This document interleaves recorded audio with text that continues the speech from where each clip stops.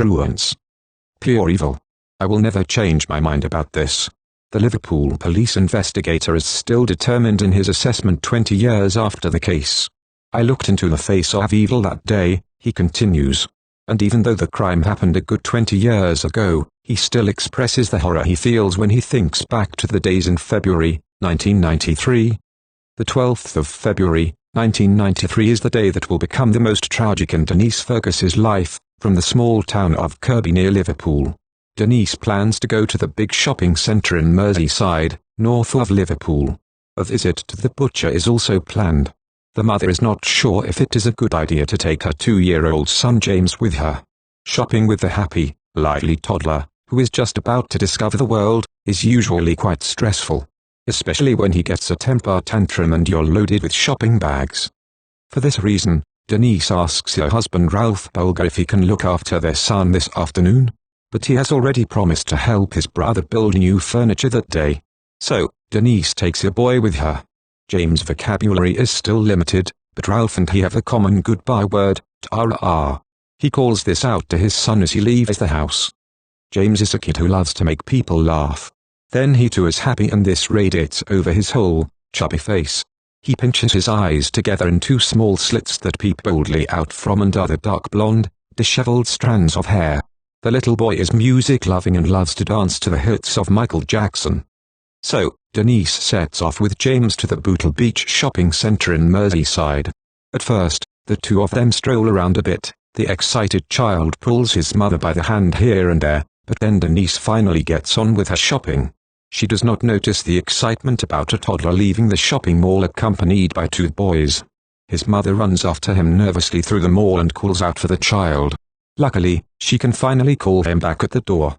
However, the 2 boys have already disappeared again. Nobody suspects at this point that they are already lying in wait again, because this afternoon they have thought up a very special game. Meanwhile, Denise Fergus and her 2-year-old son enter the butcher's shop. She wants to buy chops here. Her son fidgets a little with her hand, so she lets go of him for a moment when she pays for the purchase at the cash desk. The mother is looking for suitable money and then has the meat served.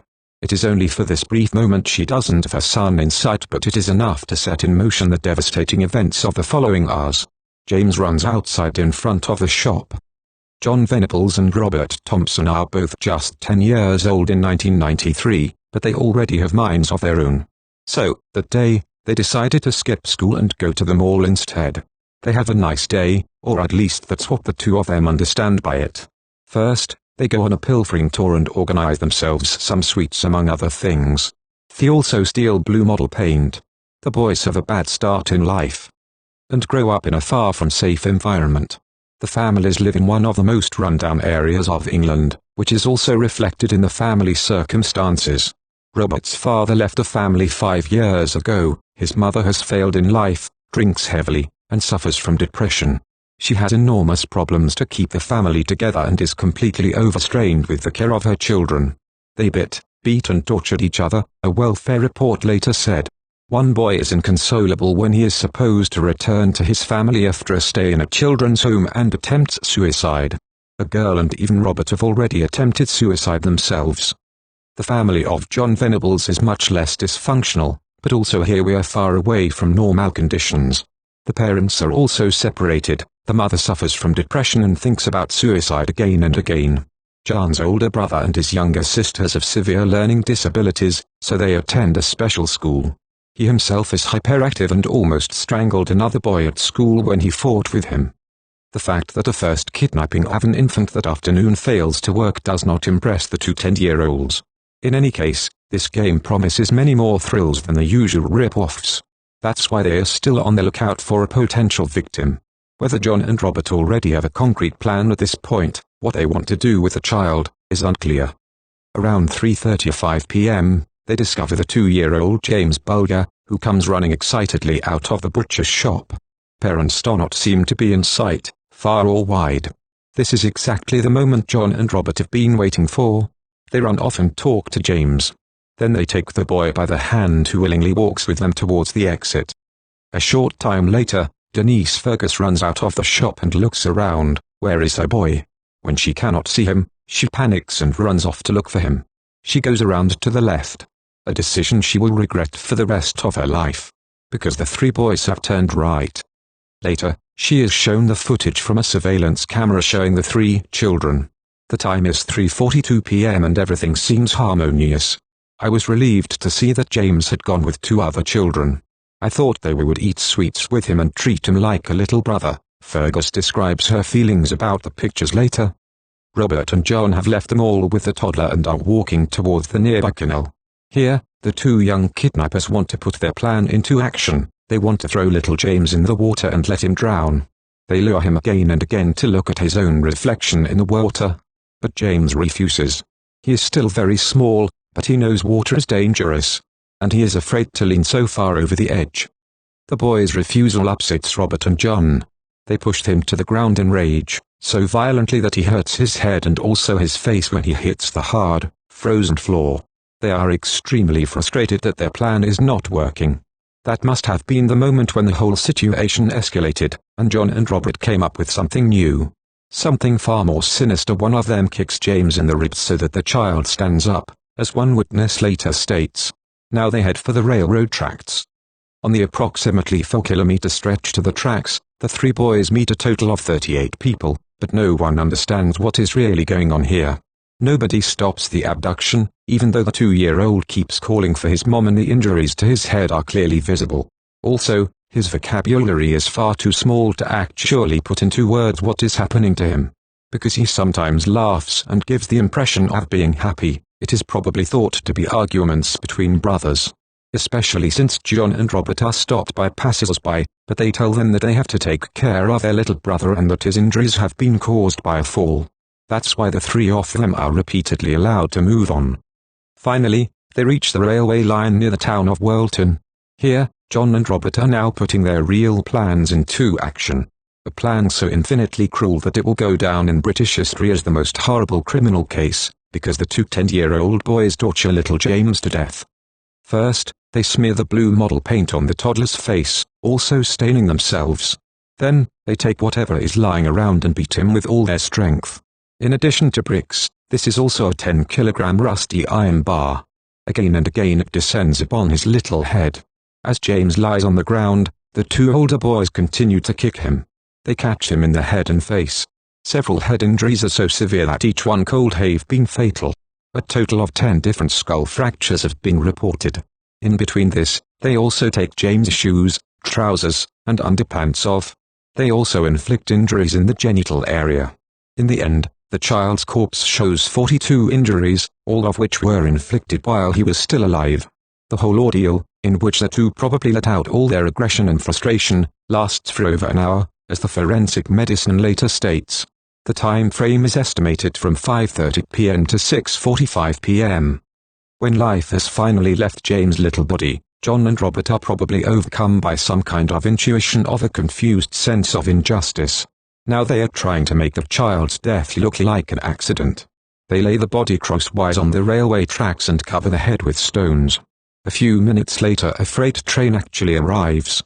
The train driver apparently does not notice the obstacle on the tracks and rolls over the small, defiled body.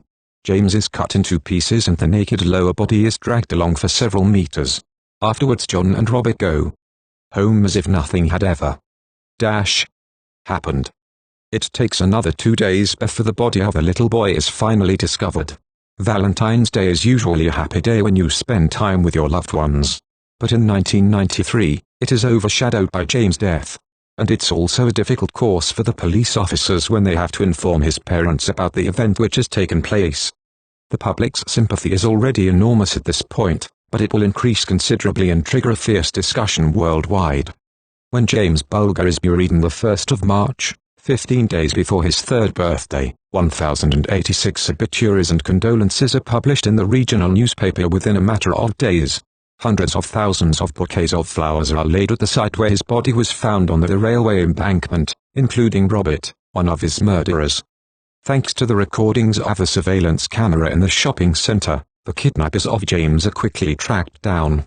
It only takes a few days until John and Robert are finally caught. Since the blue model paint still sticks to their clothes, which is also on James' body, the noose around the underage perpetrators is tightened. In addition, the policeman discovered blood on the boy's shoes. A DNA test finally reveals that it belongs to James. During the questioning of the two, in which they accuse each other of being the real culprit, photos are taken which are later published. For many people, it is a shock to look into the faces of two frightened children who are apparently responsible for the murder of little James. As a result, there will be heated public debates about whether horror films may have been responsible for their deeds. At this time, there are already discussions about more and more explicit depictions of violence in movies, and the fact that a father of one of the boys has the movie Chucky 3 on his shelf is directly taken as an indication. In the film, which only received a license for 18 years and above, a child or a child-sized doll is dismembered. However, it is often argued that something like this does not motivate one to do such a thing. In the press, the gruesome murder is described as the most horrible crime in the United Kingdom. In the public debate, experts, moderators, laymen, and politicians argue. Some blame the social background and the parental neglect of the boys for the dehumanization of the children. Others consider such statements as class hatred. Some see the 10-year-old Thompson as the mastermind and the true evil, whereas Venables is only a less intelligent follower. Still, others say that the focus on the question of man or monster does not go far enough. The mothers of the two perpetrators are harshly attacked by the public, not only verbally. Finally, on November 7, 1993, the main hearing begins at a Preston Crown Court in Liverpool. The extremely heated public mood will influence this trial from beginning to end. Although it had actually been agreed beforehand to maintain the anonymity of the two child defendants and to refer to them only as Child A and Child B, this soon tips over and the names become public. Furthermore, they are placed on specially made, elevated chairs, together with their social workers, as otherwise they would not have been able to look over the benches. This, in turn, gives the media representatives an excellent view of the two of them, which leads to comments on each of their movements and their entire behavior. Furthermore, the court decides to conduct the trial like a trial for adults, and not as if it were being decided on children. The judges and state officials thus appear in full, intimidating outfits. Parents are not allowed to sit with their boys. This scene alone shows that the entire force of state power is to be presented here. In a certain way it is a show trial. The trial lasts a total of 17 days, in which the mental state of John and Robert will be the subject of less than half an hour. The two cannot produce any evidence to exonerate them and so are both found guilty on November 24, 1993. They are sentenced to a life sentence, which they are to spend in a juvenile detention center. The minimum period is set at 8 years. This makes Venables and Thompson the youngest ever convicted murderers in English history. Under the pressure of a petition signed by 300,000 people, even politics intervenes. The then Home Secretary, Michael Howard, personally demands an increase of the sentence to 15 years, but this is revised 4 years later by the House of Lords. In October 2000, the sentence of 8 years is restored due to good behavior. A year later, on reaching their 18th birthday, Venables and Thompson are released and given a new identity. While Thompson has not been guilty of anything since then and is now supposed to live with a man, Venables has been in conflict with the law several times, for a fight in a drunken state, for drug possession, and twice for child pornography. The last time he was sent back to prison was in 2017. In court, it was discovered that he possessed 1,170 pornographic children's pictures, some which had extreme depictions, as well as instructions for safe child sex, which also encourages serious maltreatment. For the mother of little James, Denise Fergus, not a day has passed since the 12th of February, 1993, without her wondering, could James still be alive if I hadn't let go of him? She is still blaming herself because on the anniversary of her child's death she forgot to take the buggy with her, which she usually always had with her when she was out with him. If he had been in the buggy, he would not have been able to walk out of the butcher's shop. On the 25th anniversary of the death of her son James, Denise Fergus has published a moving book entitled Let Him Go. It is the attempt of a desperate mother, who still suffers from panic attacks and is severely traumatized, to save her son from being forgotten and to come to terms with the memories, which Fergus has not yet succeeded in doing.